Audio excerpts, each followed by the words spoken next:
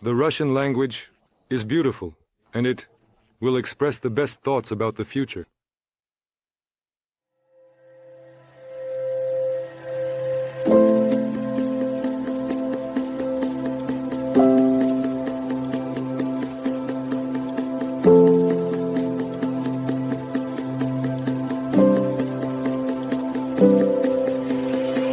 Profane words, profanity.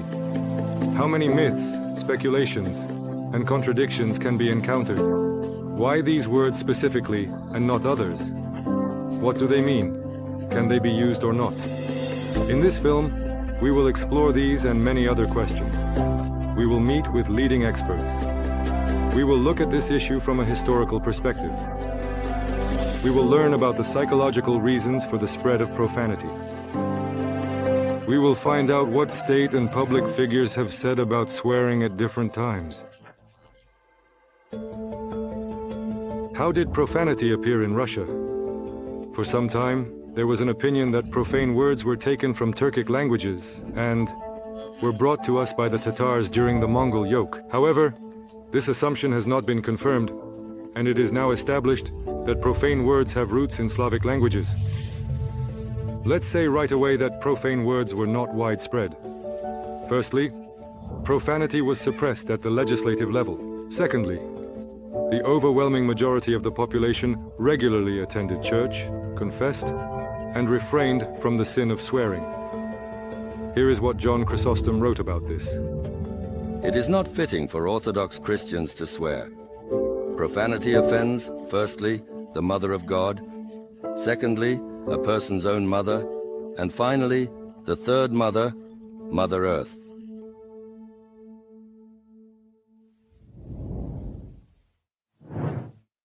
She is called Mother because the blasphemer is the most pure name of the Mother of God, the Holy Mother of God above all.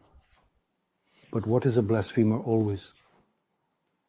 And how can other nations respect us if the name of Mother, which is sacred to us, is trampled upon at every turn? How should they relate to us? But I have heard that profanity was used in rituals in ancient times. When you hear such statements, it would be good to clarify with those who possess such information where it comes from. And when you ask about the source, they often do not know what to say, because such sources do not exist. Not a single historical document has been found that records such rituals. Laws regarding the necessity of punishment for profane words can also be found in the Military Criminal Code adopted by Peter III in 1715. Interestingly, state control in this matter has been present since ancient times. For example, Aristotle wrote, "The legislator must indeed eliminate swearing from the state, because the habit of swearing inevitably leads to a tendency to commit negative actions." In the second half of the 18th century, with the onset of the gallant age in Russian culture, obscene words practically fell out of use. Profane words offend the mouths from which they come as much as they offend the ears, into which they enter, said Catherine II. Such an attitude towards profanity persisted throughout the 19th century. Rare instances of swearing were more expressed as a form of protest. For example, the obscene epigrams by Pushkin, which Alexander Sergeyevich regretted after many years.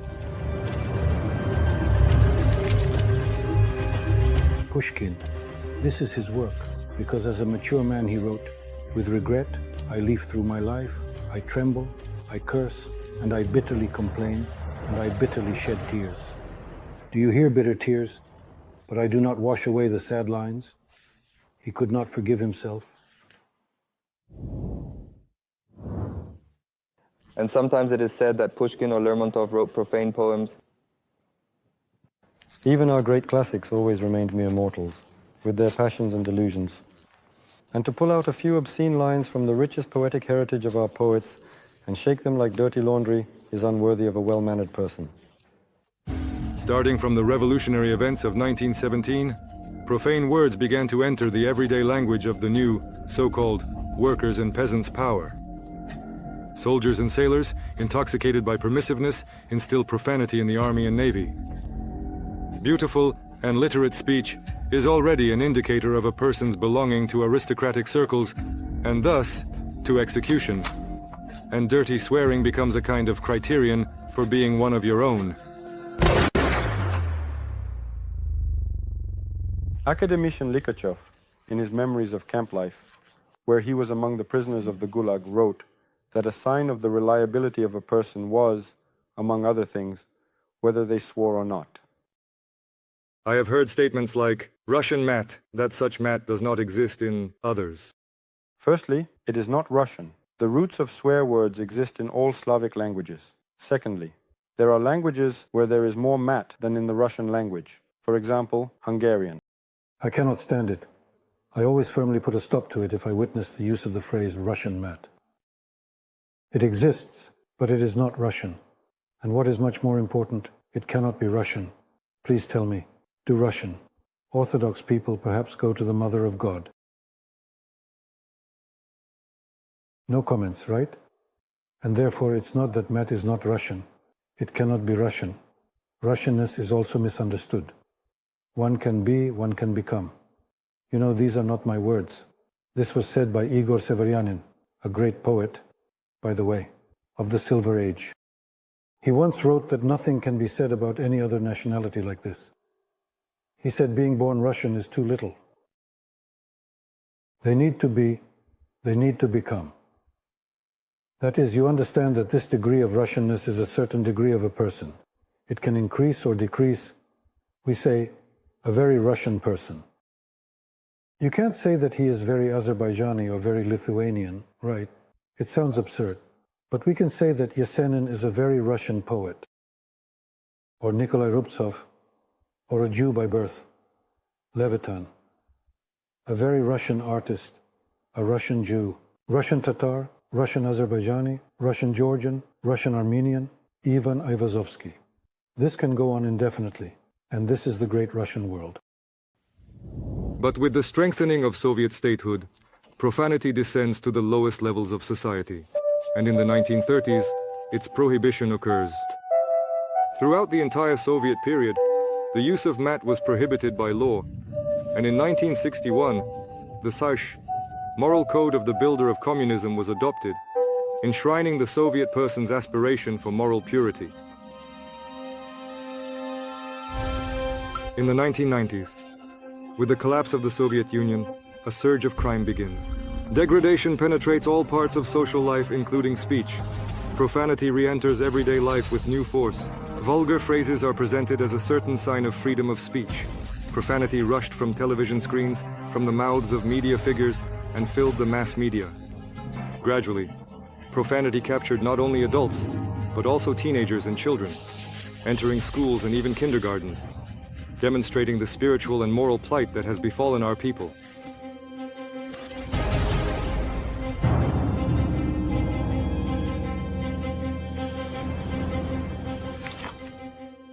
This is also our characteristic.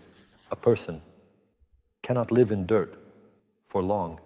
They either have to explain to themselves why it is clean, or they must get out of the dirt. The dirty attempt to explain through truth is a human need. We constantly strive to explain ourselves through the light. The same negative aspect is that mat is roughly the same when this environment in the mass begins to live by mat. It tries to explain it through the light, pulling out philosophers or cultural figures, forgetting that this is far from a rule. It is actually an exception. If you really want to understand how a person's ethics, their natural ethics and their culture are structured, go read Aristotle. He will tell you that in the system of government, a state official must eradicate mat. Otherwise, it leads to the degradation of society.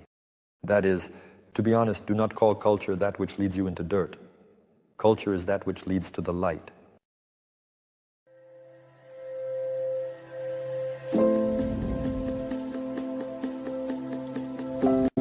Language, even more than clothing, reflects a person's taste, their attitude towards the surrounding world and towards themselves. And so, by the way a person speaks, we can immediately and easily judge who we are dealing with. Our speech is the most important part not only of our behavior but also of our personality, our soul. Academician, Doctor of Philological Sciences, Dmitry Sergeyevich Likachov. Speech is a reflection of the peculiarities of a person's thinking, an indicator of their psychophysiological state. Let's consider the psychological aspects of the spread of profanity in society. People try to adapt to their surroundings. Such behavior is most often observed in teenagers, as well as in people with increased anxiety, in those who are insecure. Here, the habit of using profanity indicates an inferiority complex. Such people admit their inadequacy and try to assert themselves. Profanity gives them a false sense of confidence, a semblance of adulthood. Solution: the desire to hide one's insecurity with foul language leads to the habit of using it in communication, which subsequently contributes to the degradation of personality. That is, a person with complexes not only does not get rid of them, but rather acquires new ones. To solve this problem, one must seek communication with cultured and interesting people and develop as a person through relationships with them. Often, teenagers use profanity in an attempt to assert themselves, seeking surrogate confidence and a false sense of adulthood. This indicates the presence of hidden feelings of inferiority. You know, the student environment where all of this was bubbling and we would go out, I suddenly noticed at some point, being a young man, that I started to occasionally slip in such a word. One woman, who happened to overhear and knew me from the institute, from the university, approached me and said, "You know, Mikhail, I didn't expect this from you." And that was it. She said nothing more. It was such a fleeting word. It was such an important lesson in my life. It shook me so much, you know, as if someone came up to you, pulled you out of some context, shook you and said, "No, dear friend, you are like this, not like that. And you need to understand." Since then, I started to keep track. Since then, I suddenly started to understand. I had been keeping track before, but suddenly I realized that you shouldn't lower yourself, and therefore the environment that infects you, you must be able to see it and form your immunity. And family is, of course, the main format in which you can preserve yourself. Therefore, for all adults who create a family, it is extremely important to establish the right cultural background in the family. And it is important to understand that through this background, you create immunity for your child. And even if he gets infected somewhere, he will return and be resilient. Psychosexual, underdevelopment, sexual, concern. A person focuses their thinking and speech on issues related to sexuality, genitalia, and the process of copulation. For such people, life goals and plans revolve around the same theme, sexual intercourse. Imagine a person taking a psychodiagnostic test. They are shown an image of clouds in the sky and asked what associations arise for them. The subject sees sexual images here and there. What can be said about such a person?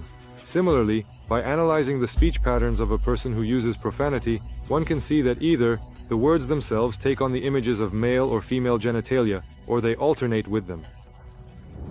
Solution: can we talk about achieving any high goals in life if the main focus of a person is the image of a naked woman in their mind? This pathology also arises because the media and bloggers exploit the topic of sex to increase their ratings, promoting vulgarity and emphasizing unhealthy attention to issues of sexual life. In this process, true goals that help a person realize themselves in life, build good relationships with family and friends, self-development, and questions of inner harmony take a back seat. In psychology, there is a popular test. It is called the Rorschach test. Has anyone heard of it? Yes? Well, if someone hasn't heard of it, it's a regular ink blot, an image, shown to a person to determine their associations. Imagine you visit someone, and their furniture, for example, a table, chairs, and a clock, is shaped like human genitals. What will you think of such a person? And now imagine a person who swears. They insert exactly the same genitalia into their speech, every other word. What can you say about this person?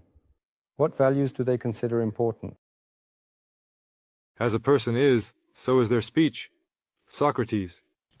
Demonstrative. Profane speech in public people is a sign of a desire to shock and provoke additional interest. Due to their low moral standards, such people do not particularly care that their behavior model is being copied by teenagers and children. In their pursuit of popularity, they are willing to use any vulgarity, and they don't care how it will affect those who listen to them. Solution. This pathology is essentially the most complex, as it is very difficult for such a person to change. Even if at some point he realizes that his behavior is low and destructive to others, he becomes a hostage to how he behaved before. Very few are capable of publicly acknowledging their guilt. Wherever you are, what you do, what you project from yourself influences other people. And the more famous you are, the greater your sphere of influence. Strangely enough, the greater the responsibility. You know, this idea that no one owes anything to anyone, that I just put something out online, I just broadcast something because I am who I am, and we have freedom of expression, deserves respect. This phrase gives nothing but ruin to you and society. And self-expression that is not worthy of respect. If this self-expression leads, on the contrary, to the tarnishing of what is happening around you, this, in my opinion, is one of the important points. We must understand what we create around ourselves, and thus we create society. Because society is not called a leader of opinions for nothing. Society follows these people. And whether you like it or not, even if you have explained to yourself that you owe nothing to anyone, in reality, you influence the fates of these people. This is an extremely important point. Therefore, how you behave, how you look, and everything else is a fundamentally important fact. For linking words, in this case, profanity compensates for the poor. Meager language of intellectual backwardness and idiocy, thus serving as verbal prosthetics, being a testament to the deep degradation of the individual. Solution.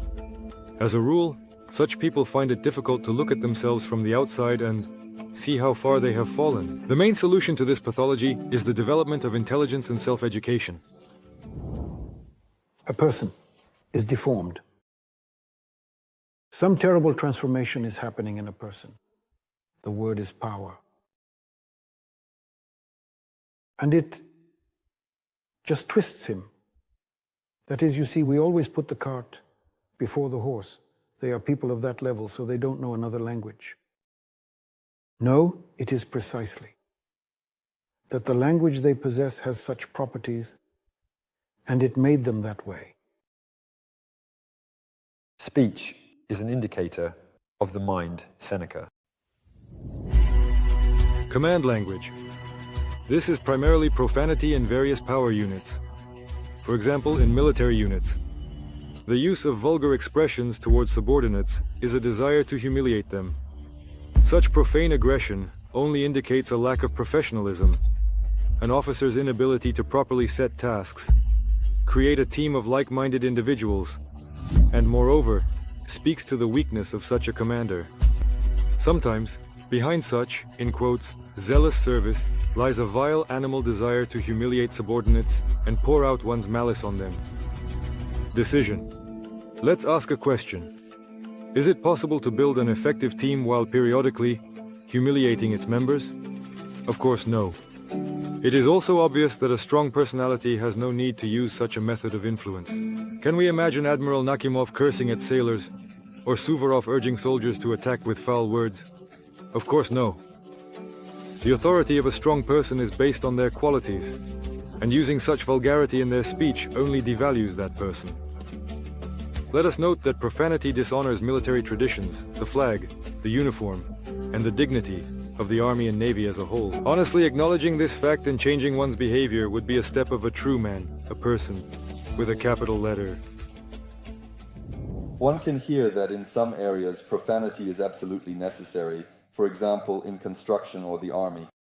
This person imposes his limitations on others. For example, he lacks vocabulary, the ability to construct sentences correctly, and he uses profanity.